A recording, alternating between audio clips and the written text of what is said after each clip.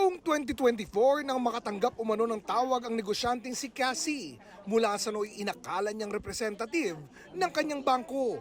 Tinanong nila sa akin, are you this person? Ikaw ba ito yung pangalan mo, ganyan. And then sabi ko, yes. Doon ako nagkamali na sinabi ko yes. Sabi ko, yes, how can I help you? Meron po kayong rewards. Pero paggising na lang daw niya kinabukasan. At nakita ko na lang na my bank account was wiped out.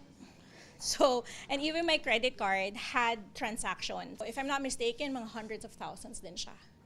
Isa lang si Cassie sa dumadaming bilang ng mga nabibiktima ng tinatawag na call scam na ayon sa Global Anti-Scam Application na Who's Call ay tumaas ng 78% ngayong third quarter ng taon.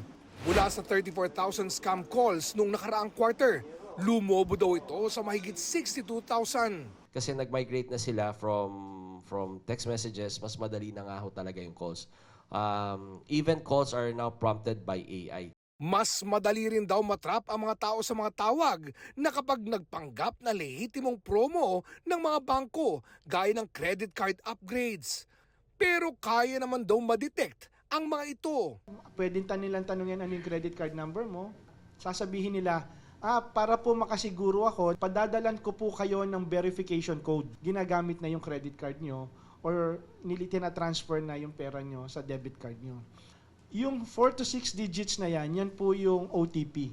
Pero ngayong papalapit na ang Pasko, asahan na daw ang muling pamumutik-tik ng mga scam. Kung may na-encounter kayong scam link o tawag, pwedeng isumbong sa Scam Vault PH, ang online reporting hub na katuwang ng CICC at PNP.